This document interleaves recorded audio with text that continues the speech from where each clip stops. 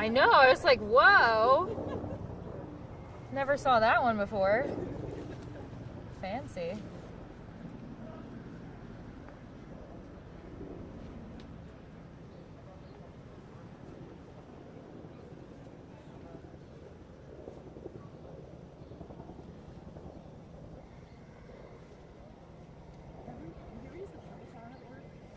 There's a Peloton at work? Yeah. No, I didn't know that. What? Oh my gosh. For the first time. Where is it? The basement. Okay. No, never used that. Never knew that existed. Yeah. It's, Okay. There's like a whole gym down there. Oh my gosh. That's crazy. I mean, I actually knew that there was a gym. I did not realize there was a Peloton, but I have never used that. No. Oh, cool. But I didn't see the sign, and so I created my own account. Yeah. So I don't know if I'm actually on a trial right now. Okay. But if not, it's like Obusa is the login, and then Oh, nice. the password down. Oh my god, that's amazing. I'll have to do that. I know. I did it yesterday after work. I was like, this I is love awesome. that. Yeah. I've never done it before. You probably have some friends that like are obsessed. Oh yeah, of course. Have you- I've done it once or twice, and I've done, cycling classes, but no, I've never done Yeah, it's fun. like my own thing. There were just like live classes you can just jump into, and then there's all kinds of recorded ones. But Yeah. I jumped into like 2 little live classes that were each 20 minutes. Oh, perfect. And one I tuned in like 10 minutes in, and then I did another little 20-minute one, and then I just felt like a lifting one because they come with yeah. those, like little 3-pound weights. Oh, So I did perfect. the little- Yeah, yep. Hey, if you hold them up long enough, they do something. Nice, nice. Yeah. That's I awesome. was like really proud of myself. Yeah. Yeah, they have a whole gym in there, and there's showers and lockers, and yeah. Wow. Okay, I might have to do that because And if your card won't scan in, 'cause Yeah. like some people's don't, mine does, and some people's don't. There's 2 doors to it, and the other one doesn't have a Oh. one in it. So Oh, just lovely. door to like, Okay. it doesn't have one. It's not working. Oh, that's so cool. I might have to do that. So usually I do noon classes if I'm gonna work out, but alas, that is not happening today. So maybe I'll have to do that. On the island. Miss Heard was at she was in the sort of kitchen area, and she was chopping vegetables, I remember. And I think it was around 2:30 in the afternoon, and the effects of the withdrawals were really coming on. And I said to Miss Heard, I'm going to need the meds now. And she said, she looked at the clock and she said, it's not time. And I said, no, you don't understand. This is not about clocks and watches and things.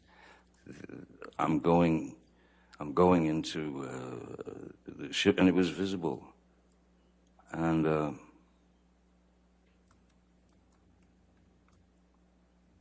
I hate saying this, and I hate to have to admit this. But that was, I believe that was about the lowest point in my life. That was the lowest I'd ever felt as a human being. Because I had to say, please, may I have the meds? Because it's really kicking in. And she was adamant, no, it's not time, it's not time.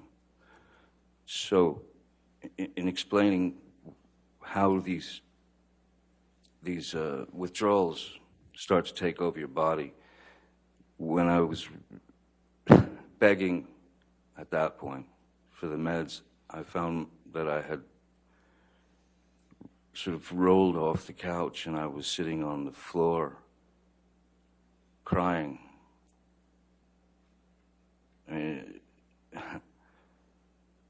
Tears streaming down my face, begging another human being to please give me the meds that will take this away.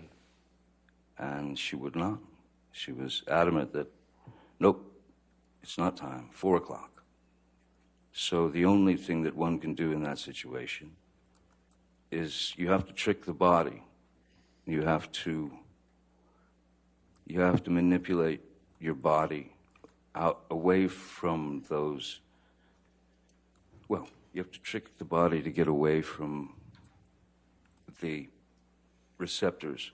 So the only thing that one can do is you go straight to the shower, and you put it on scalding water, and you stand underneath the scalding shower, and essentially you're burning the top, your skin is burning from the heat of the water. And what that would do is it would trick the nerves away from the receptors, because they had an immediate problem that needed to be dealt with, the nerves. So what it does is the scalding shower would reverse those nerve endings, and they would go up to the top of the skin because there was a problem there. So that's how I was able to bypass those withdrawal symptoms at times. It doesn't fully take them away, but what it does is it tricks your body into thinking that there's something going horribly wrong on top. So it keeps them away from the receptors. After that, I had a conversation with Nurse Debbie and with Dr. Kipper, and I said, I don't believe, I told them that she had denied me the meds when I was in need, and then I told them that I don't think that this is going to work here anymore. I think we have to leave the island, and I need to be, she can't be with me while I'm going through the rest of this detoxification. So I told them we should leave the island. I asked them if they understood what I was doing, and they did. So we went back to Los Angeles, and then I asked Miss Heard if she would please allow me 5 days, 7 days, whatever it took to finished with the rest of this horrific detox and the pain. Did Miss Heard give you that time? She did, reluctantly, yes. I was immediately accused of throwing her out. I was accused of abandoning her. I was accused of not appreciating all that she had done to get me to this point where I was, which was kind of an interesting argument for me. I begged her, please, can I get a place at the Beverly Hills Hotel? I'll get you and your friends a bungalow at the Beverly Hills Hotel where you can all stay together and have a grand old flag. You can have fun, you can do whatever you want, and you don't have to sit around Mr. Shaky.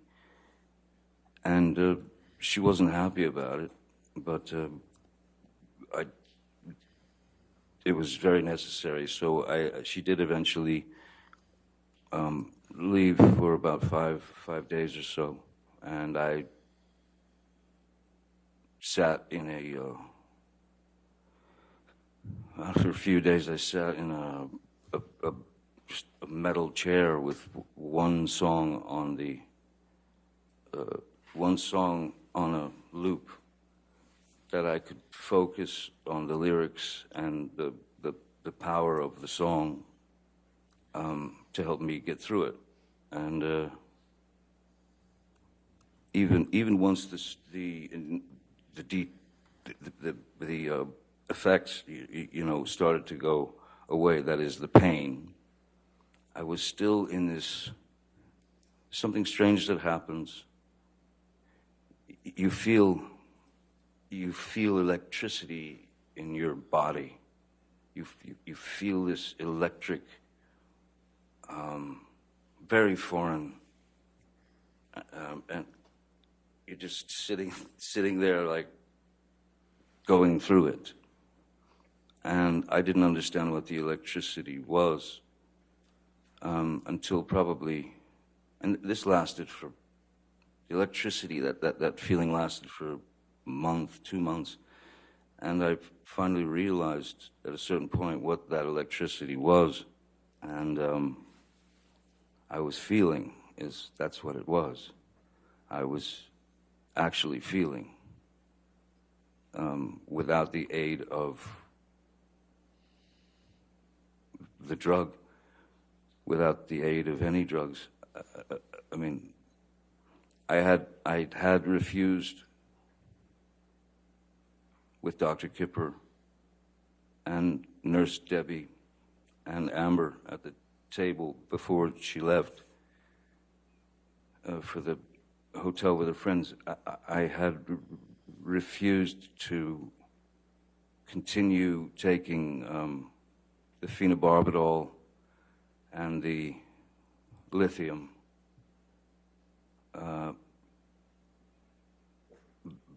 because to me it was just another drug in the way. It seemed like it was just another hurdle to get over. And I would rather just get it out of my system now and move forward. Maybe I wouldn't have had the electricity. Maybe I wouldn't have felt as quickly. But I didn't want to take phenobarbital and lithium and Seroquel and Neurontin and all these other things. And the worst of the two, I believed, were the phenobarbital and the lithium. So I went through that end of the kick without those two drugs. And as difficult as that process was it successful? It was indeed successful, yes. It was indeed successful. And as I said, this newfound, this electricity was kind of jarring, and I suddenly felt this energy. And like I said, I realized what was actually happening was I was simply feeling things without being provided anything to really numb it. So I was feeling for the first time in many years. There was nothing to cover or to hide or to suppress the feelings. It was just me and that electricity that I got to know as what actually feeling was like in many, many years. Mr. Depp, how long were you with Miss Heard before the two of you got married?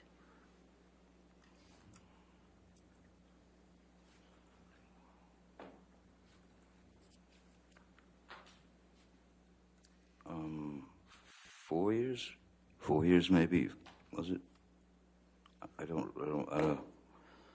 2012 or 13 to 2000, we were married in February 3rd, I believe, 2016. And where was that wedding? Excuse me. That since my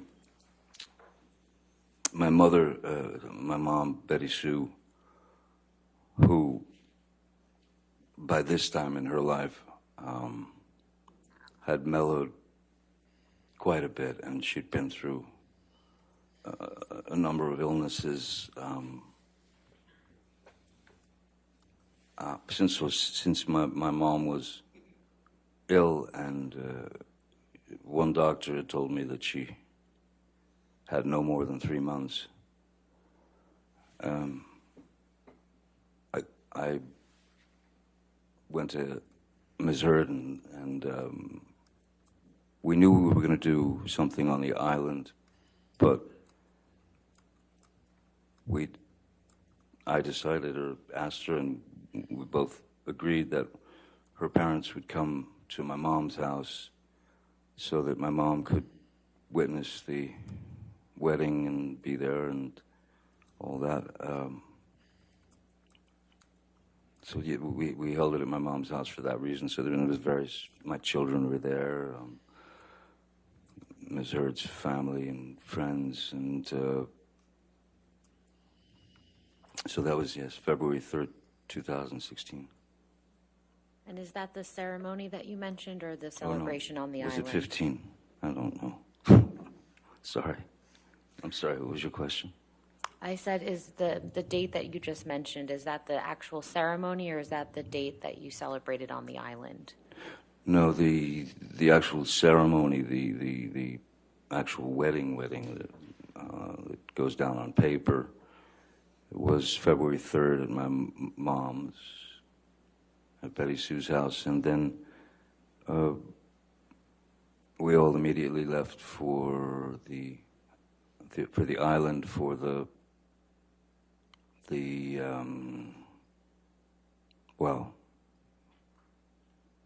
dream wedding, I guess. Whose idea was it to get married at that time? Well, I had proposed to Ms. Hurd a couple of years before, I believe, and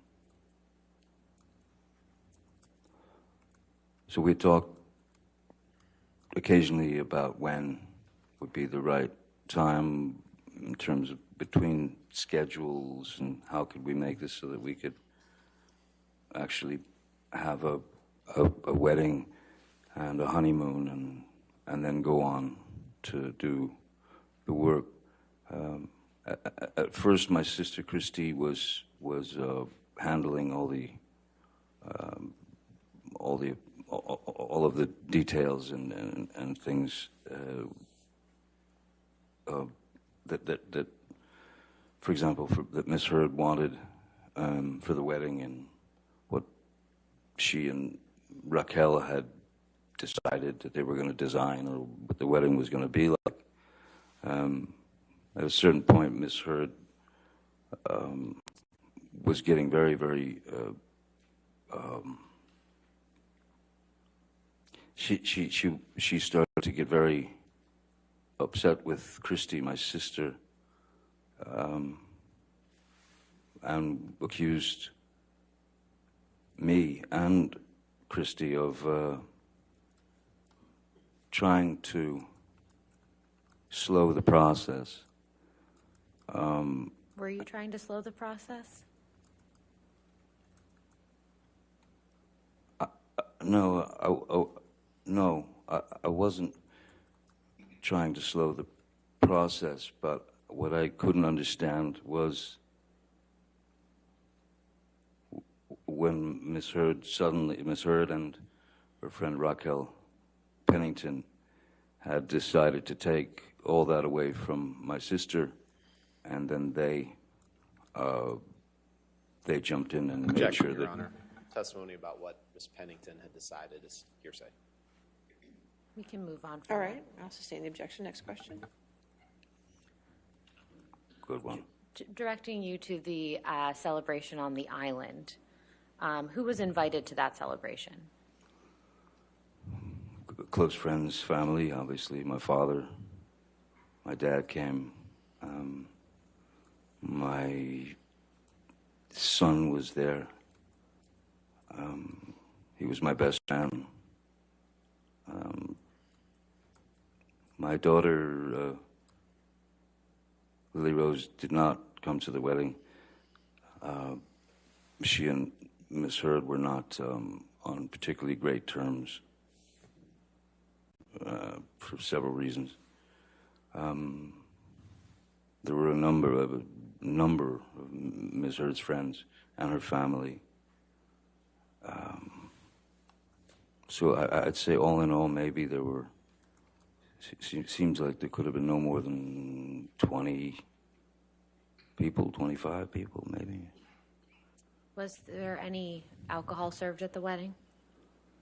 Yes, there was alcohol served at the wedding. There was champagne. There was all the accoutrements, and then yes. And was anyone ingesting any illegal drugs at the wedding? Yes. And who was doing that? Well, there was a schedule that was written out and printed out and sent out, so that everyone would know exactly the time that everything would happen, and on that sheet, the schedule, there was like some kind of rehearsal type thing. There was also there was a great dilemma in who was going to be who. That's where the argument between Ms. Pennington and Io Tillett Wright. Mr. Depp, who did you observe taking drugs at the wedding? A number of people were taking MDMA. As I said, the list, there was after the wedding, there was it was like dinner, dancing, and drugs on the schedule that came from Ms. Heard and Ms. Pennington. So Amber,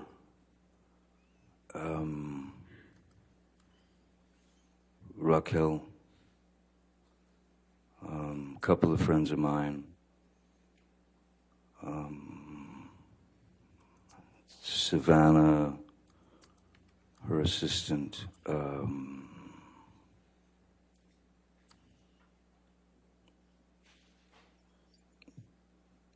Tillett Wright,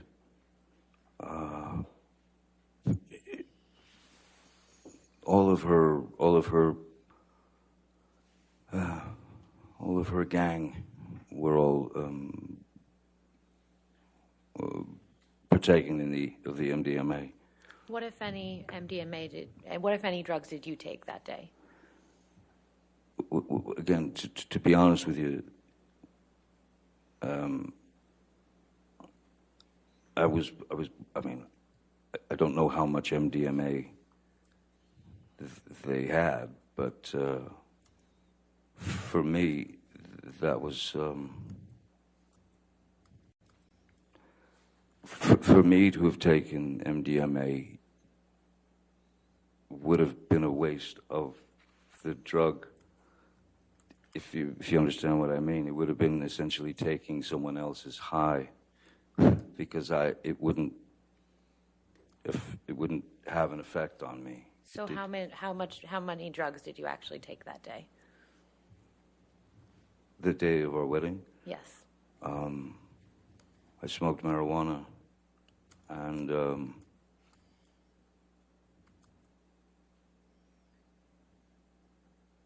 I don't remember drinking. I don't remember that I was drinking then.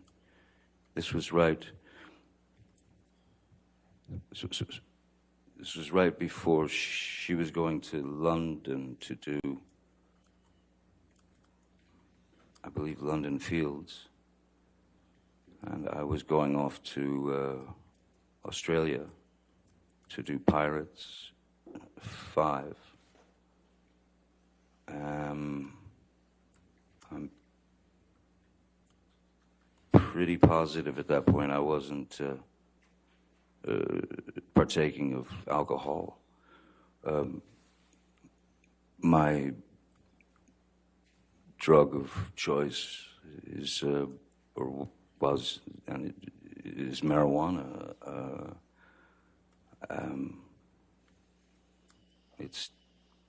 That's all that was fine for me. So dipping into a little tiny baggie of, licking your finger and dipping into a little tiny communal bag of MDMA, it was pointless for me. When you and Miss Heard got married, did you have a prenuptial agreement in place? No, we did not, no. And why not?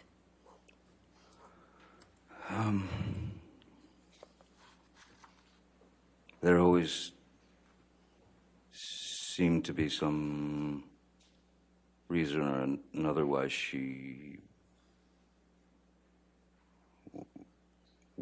wouldn't discuss it, or if we did discuss it, it became an issue that would turn into it would springboard into unpleasantness and then arguments. And then it was also too late. At a certain point, it was just too late. So then the idea of a post-nup agreement was brought up to Miss Heard, and that was in Australia. That was the beginning of the Australian Well, let's fight. talk about Australia then. But first of all, why were you in Australia?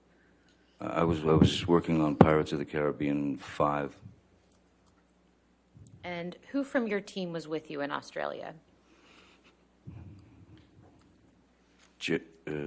Jerry Judge, Malcolm Connolly, Nathan Holmes, Stephen Duders, Keenan Wyatt.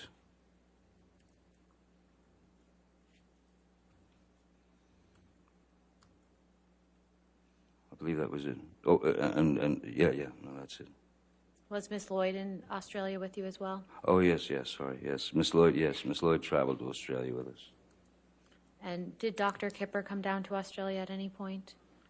Yeah, Dr. Kipper came down a bit later.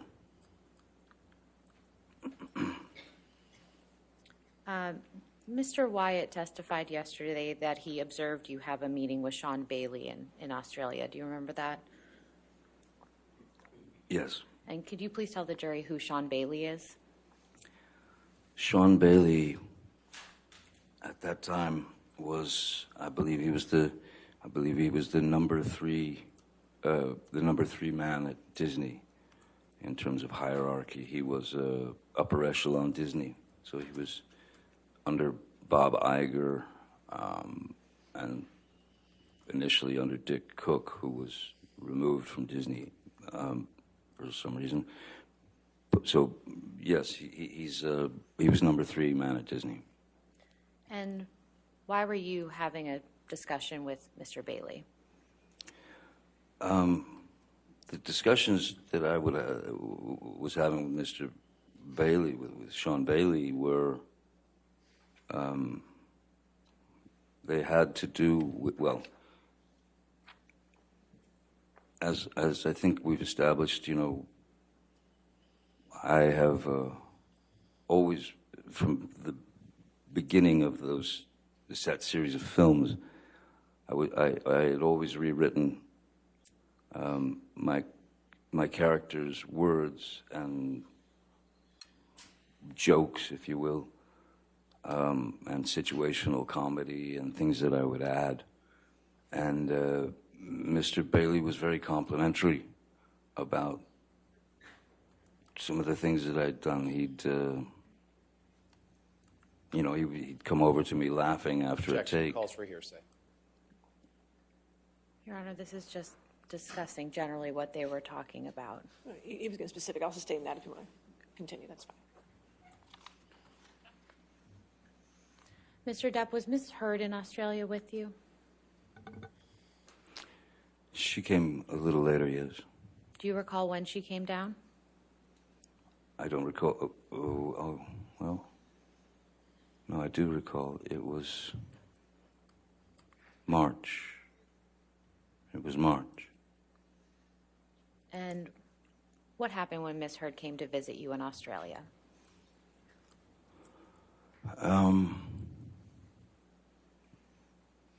Ms. Heard was upset because, as I stated earlier, as it was too late for a prenup agreement, there was discussion of post-nup agreement. And I had called my lawyer at the time and asked him if he could have one of his lawyers sit down with Ms. Heard and give her a basic rundown of what a postnuptial agreement meant, and I was told that they showed Objection, hearsay. Your Honor, this is something he asked an attorney. It's not a statement of fact that's being offered for its truth. I'll sustain the objection. Next question. What did Ms. Heard tell you she was upset about when she arrived in Australia? Ms. Heard told me that the attorney that she met with was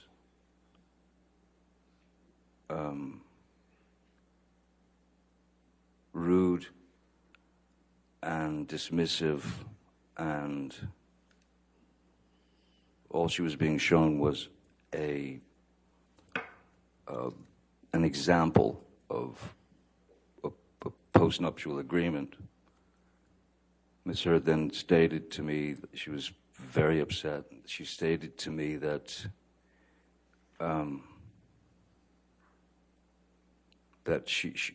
what she had said was, she said to the lawyer, the woman, that this Johnny can't, he must not, he doesn't know about this. He's never seen, he doesn't know that this is what this is. No way he would agree to this. And what Ms. Heard then expressed to me was that the lawyer, the woman, had laughed at her and said, "Oh, he knows. Yes, he knows everything." Which sent her into a tailspin. So by the time she arrived in Australia, that was sunk very deep into her psyche. I mean, so much so that what really surprised me was that she kept saying, "I'm not even in your will. I'm not even in your will." I thought that was an odd thing to say. Especially since I don't think anybody had had time to change wills or anything of that nature. So those things just didn't, it felt wrong. And she could not let go of the fact that I was in on this post-nup agreement, and that I was trying to trick her into essentially getting nothing if something were to happen. And how did you respond to Ms. Heard? So I just told her those were not my intentions, you know. And at a certain point, you don't know what to do. I mean, the person is telling you, she's telling you, you don't trust me, you don't trust me, you don't trust me, and I can't speak about legal documents. I can't speak legalese. I can't explain to her these things. All I could do was try to calm her down and say that I was not out to screw her over or put her in a position that was uncomfortable. Did that work? These were stock, these were normal things to do. It did not work, no. It escalated and escalated and turned into madness, chaos, Can you please violence. Can you please describe that chaos and violence?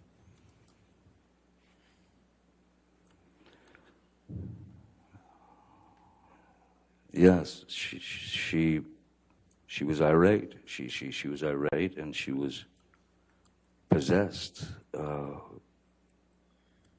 And when I tried to remove myself, as I normally would from a situation, and that is to say, as she's hammering me with sort of brutal words and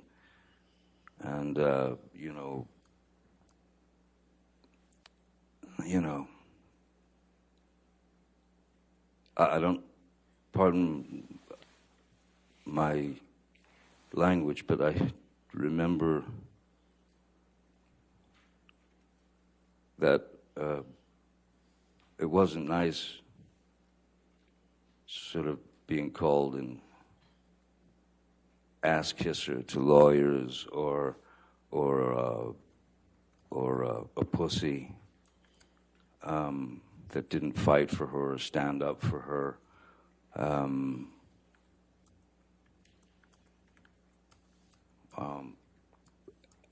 I, again, tried to remove myself from the situation, but to no avail.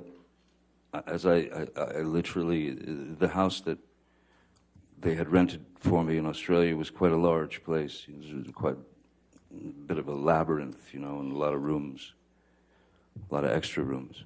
So I would go to, well, I'll just cut to the chase. I think that I ended up locking myself in about at least 9 bedrooms, bathrooms that day, as she was banging on the doors and screaming obscenities and wanting to have a physical altercation. So how did it come to be that your finger became injured? There was at one point where I'd stayed in one of the, sitting on a bathroom floor, door locked, she's banging away, screaming, blah, blah, blah, and then suddenly she stopped, and I could hear her walk away. I could hear her sort of receding into the distance, if you will, and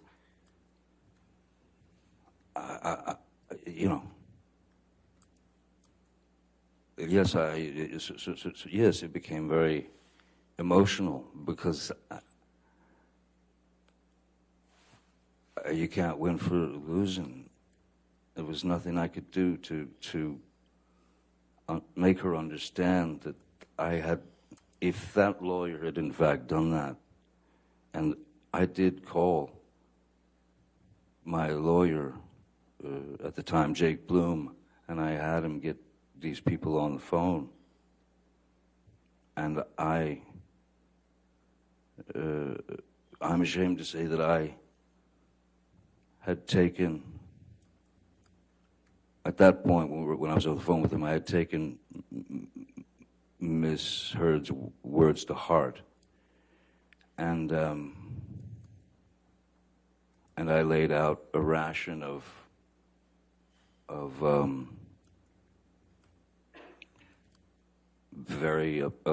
I was very upset that she was pushed to that limit because I had believed it. And in fact, none of it had happened. So it was all getting too crazy. And again, I had been sober for many, many months from alcohol and substances, aside from the marijuana. And I left the place, the room that I was hiding in, or not hiding, locked myself into, and I went downstairs in the house. Downstairs in the house, as soon as you walk in the house, you can go upstairs or downstairs. Downstairs, there was a sort of a rec area, pool table and such, and there was a bar. And I was a mess. I was a wreck. I was shaking, and I just didn't understand why all this was happening. So I went behind the bar. I grabbed a bottle of vodka that was there and a shot glass and sat at the bar. She was nowhere around.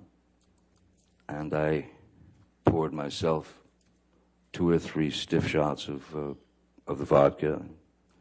First taste of alcohol I'd had in a long time. And then she came down to the bar and found me there. And of course started screaming, "Oh, you're drinking again, the monster," and all that. So she reached, she walked up to me and reached and grabbed the bottle of vodka, and then just kind of stood back and then hurled it at me, and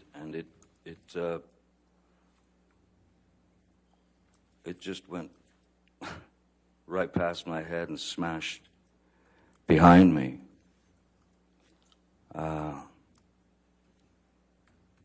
So I stood up and I walked behind the bar, and there was a larger bottle of vodka, the kind with the handle, on it. I grabbed that and I went and I sat in my seat again. I opened the bottle and I poured myself a shot and drank it. Miss Heard was flinging insults left, right, and center, and she then grabbed that bottle and threw that at me. And the way that the bar was situated and where Miss Heard was, so if I could show you, so if this is the bar where the glass was and the bottles, if this was the bar and I'm sitting here like this, she would grab the bottle and she would go there. She went there. And so I was leaning like this in the chair, looking at her. First bottle went, then got the other bottle, shot, takes the second bottle, which was the larger one. I'm in this position again, and my hand is on the edge of the bar, like that, leaning over, the fingers like that, and she threw the large bottle, and it made contact and shattered everywhere. And I honestly didn't feel the pain at first at all. I felt no pain whatsoever. What I felt was, I felt heat. I felt heat, and I felt as if something were dripping down my hand, and then I looked down and realized that the tip of my finger had been severed, and I was looking directly at my bones sticking out, and the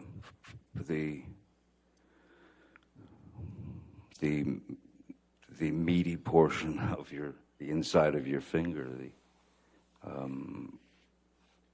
and blood was just pouring out. And at that point,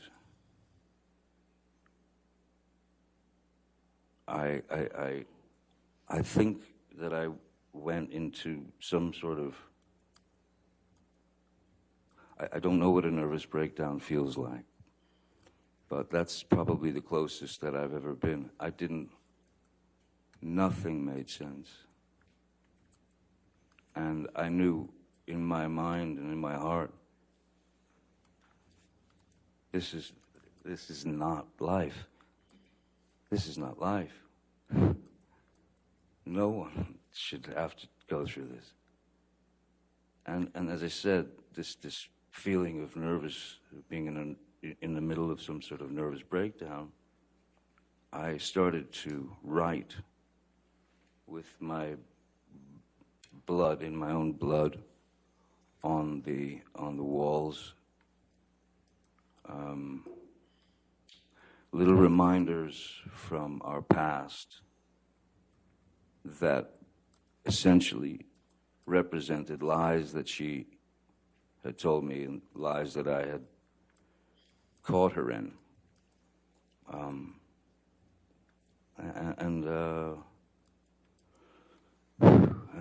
then the next thing, amongst all the madness, I would again hide in bathroom or wherever, and I texted Dr. Kipper and I said, you might want to come over. I've cut my finger off here. Which finger was cut, Mr. Depp? It's the middle, it's the funny looking one. It's the middle finger here. You can see you can see all the sort of, from the initial wound, all these bones up here were crushed, and it looked like Vesuvius, and so this part of my finger now is, so that because of not having use of the tip here, this is basically arthritis that kicks into the joint once that upper part of the finger is mangled. So is that the right middle finger? Right middle, yes. And is that your dominant hand? Yes, it is, yes. Mr. Depp, after Ms. Heard threw the vodka bottle at you and severed your finger, what, if anything, did she say when she saw the injury?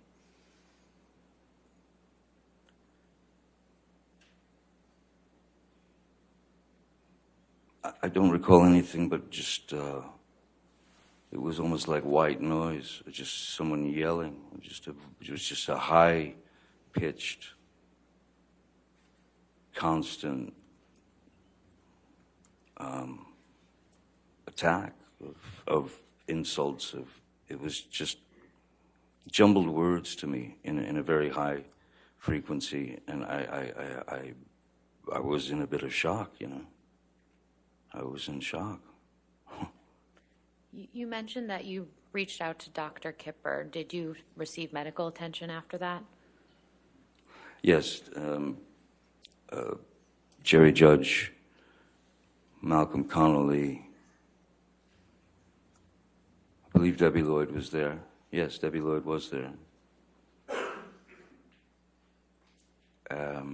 Ben King had arrived as well. Who is Ben King? Ben King he's essentially a house, sort of an estate manager, and we'd worked together in London a few times, and he's a wonderful guy. So I brought Ben along to Australia to manage everything. He's very, very good and very nice. And then there was also I mentioned Malcolm and Jerry. Yeah, they were there as well. Which, if any, of the medical professionals that you saw that day did you tell what happened to your finger?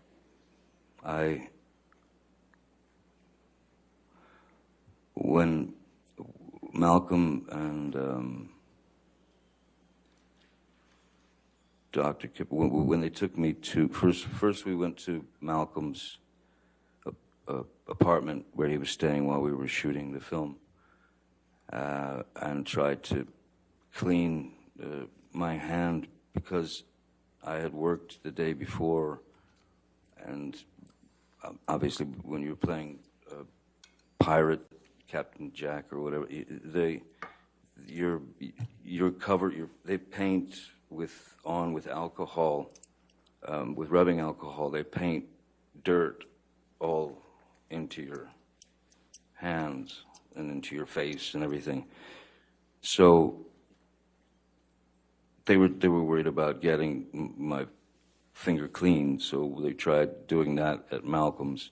And then Kipper said, no, we've got to get to emergency room, and we've got to get hold of the tip of his finger. So we went to the emergency room. The doctor asked me what happened, and I lied to him. I said that I had smashed it in these large accordion doors, that it had got caught in the accordion doors. Why would you lie about that? I lied because I didn't want to disclose that it was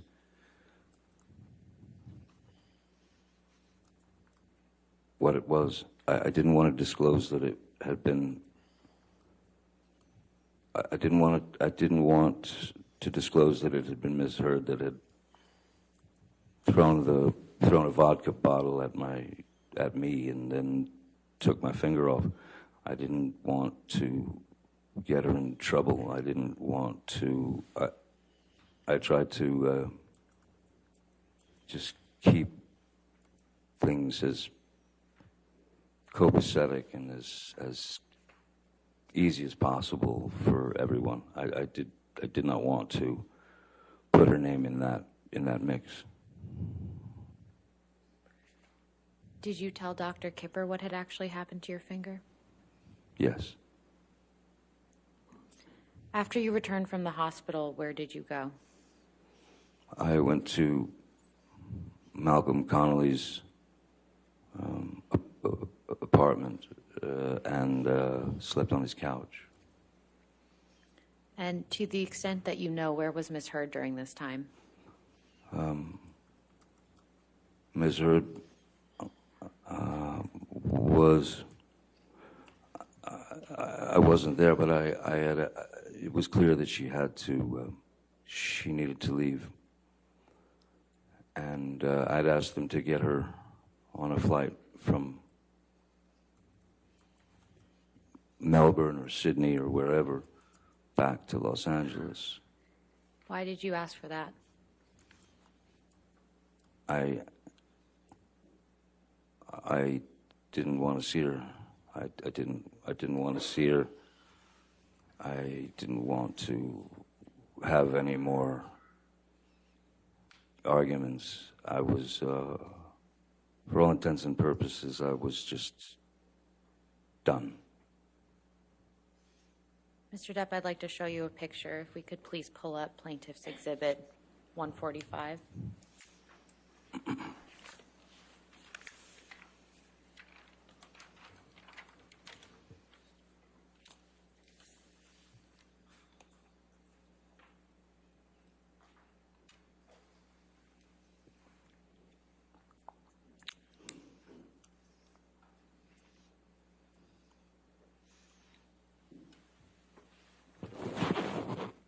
Mr. Depp, what is this a picture of? That is, that's me in the emergency room. I see a detail that I'd forgotten, which is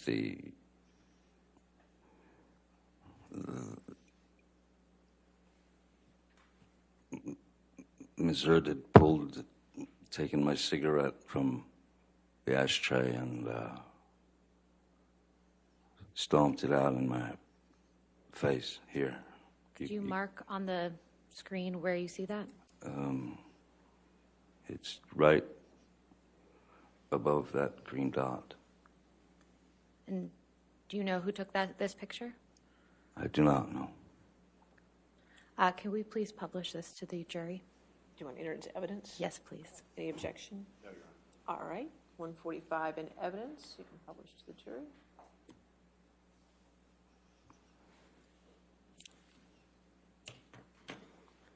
And so, Mr. Depp, now that the jury can see the photograph, can you again explain what that green dot is identifying?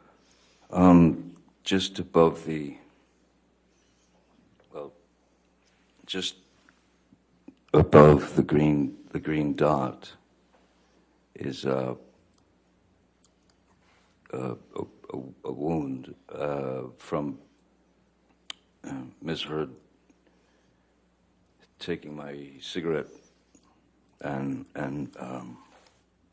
this is after the finger had gone away, and she stubbed it out in my face and on my cheek.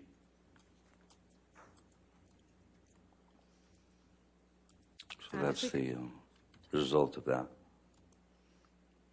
If we could please take this down, and I'd like to show you, Mr. Depp, Plaintiff's Exhibit 144.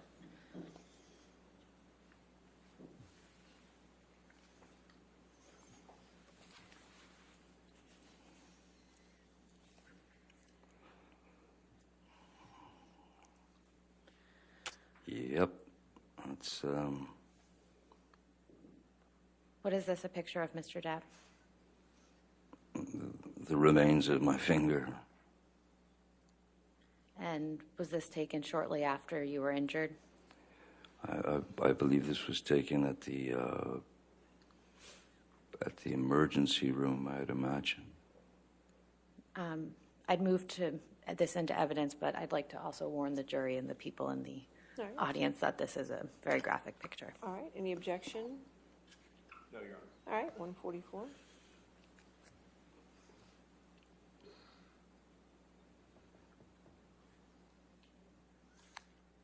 We can take this down. Thank you.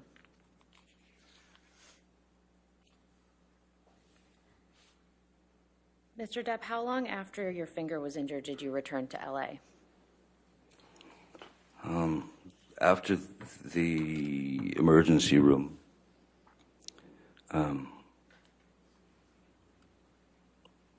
the following day, I was sent to they'd found a surgeon in Australia, so that I could go. They wanted me to take X-rays taken and all that. So we went to that doctor, the finger surgeon, and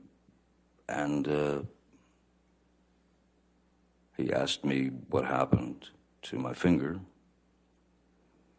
and I again lied, and I stuck to the story that it was smashed in an accordion, a large accordion door.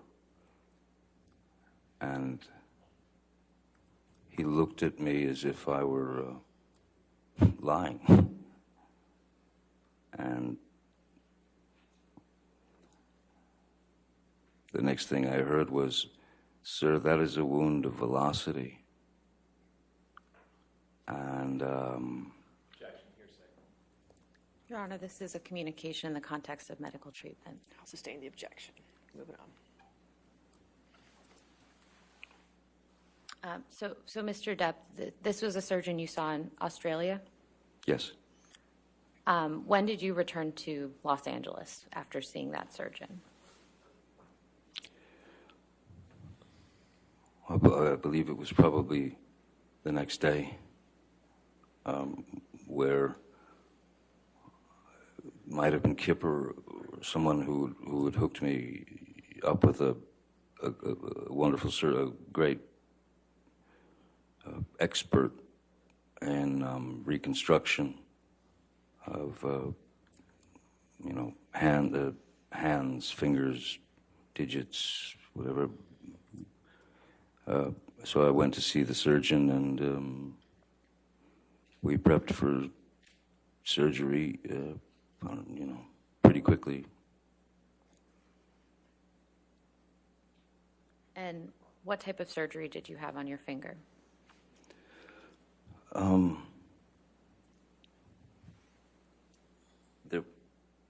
The majority of this was all missing, and essentially, to some degree, hollowed out, if you will, because the bone had shattered, and then there was the bone that was sticking out down there. So he had to do a skin graft from this part of my hand and graft it onto my finger to give me a finger again. Anything else that was done to your finger to stabilize it?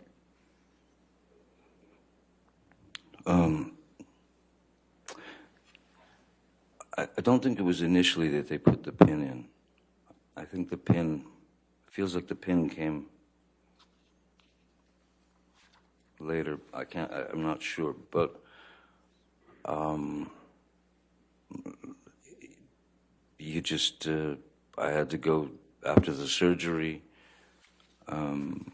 It was bandaged up, and they give you all kinds of things on what to do, what not to do, keep it elevated or this or that, and I just walked away with a very large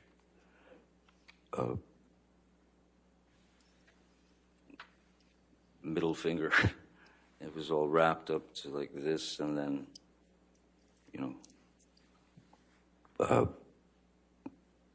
medicated. They've given me shots in there and such. How long did you wear that bandage that you just described? Well, the bandage was from the time of the surgery all the way through the remainder of finishing Pirates of the Caribbean, which was, I think I finished, the injury took place in March. Finished Pirates of the Caribbean 5, I believe, in August, beginning of August, end of July. So there was a bandage on it the whole time. What I had to do was wear, because of, there's a special effects trick that they had planned. Basically, whatever bandage I had on, as long as they could, they would put little green dots, for example, on the splint and the finger and all that, and the bandages, so that in post-production they could use what's called computer-generated imagery, CGI, to erase the bandage and replace it with a normal finger. That's how we finished the film.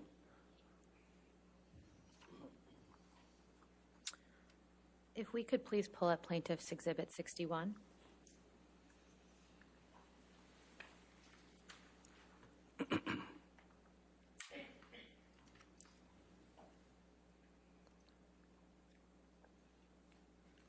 And if we could scroll to the second picture, or third. Can you keep going one more, please? Another. Sorry, this is a series of pictures, and to spare everyone, I don't think I'll show you the immediate injury again. This was one right here. Thank you. Mr. Depp, do you recognize this picture? Yes, I do. And what's reflected in this picture?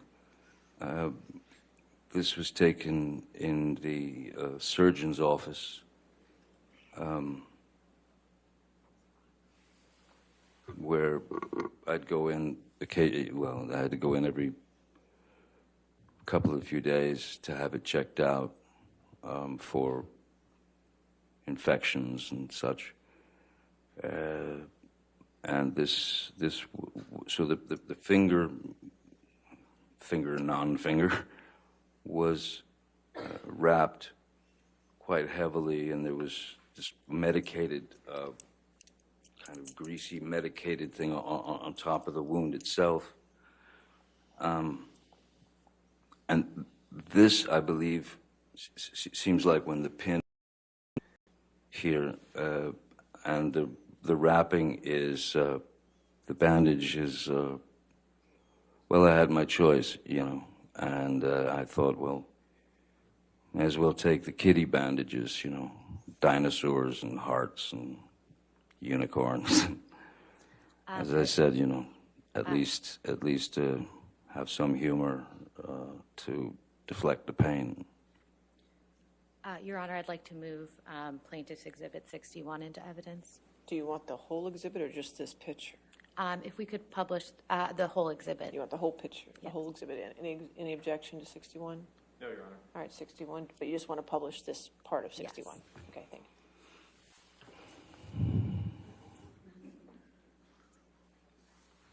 So how long after your injury was this picture taken?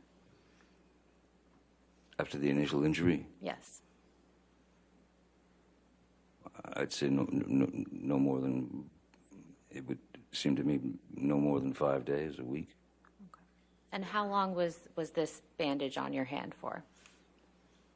Well, I was wearing bandages all the way up until I finished the film, and then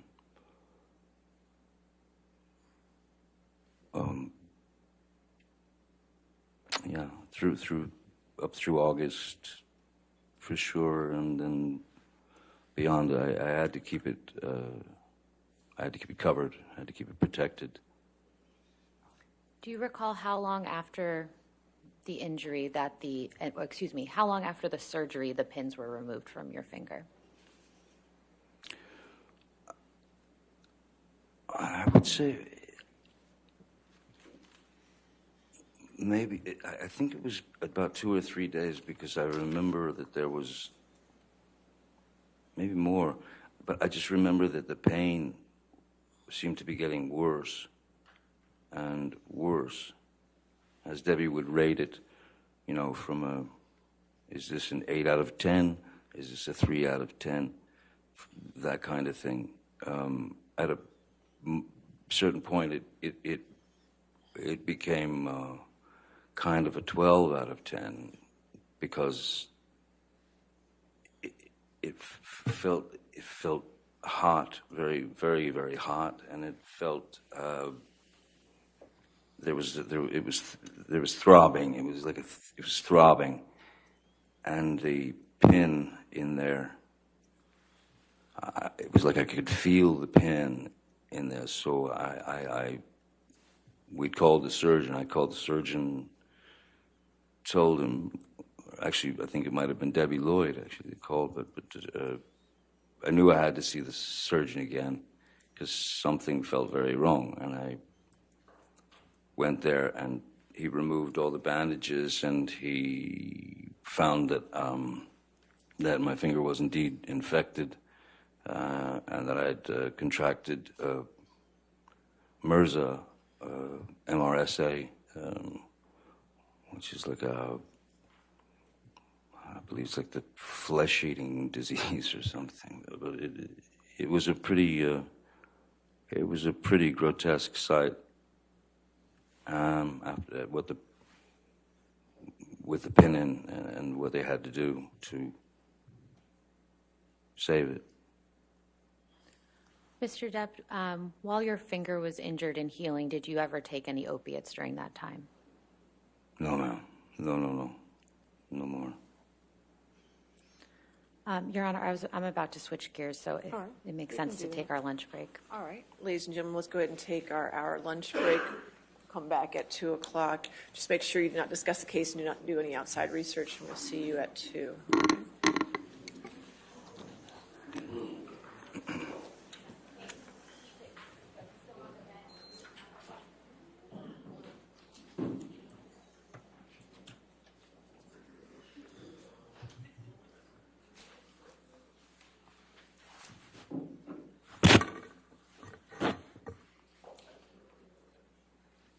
again, sir, since you're still testifying, you cannot discuss your testimony with your attorneys or with anybody else, okay? All right.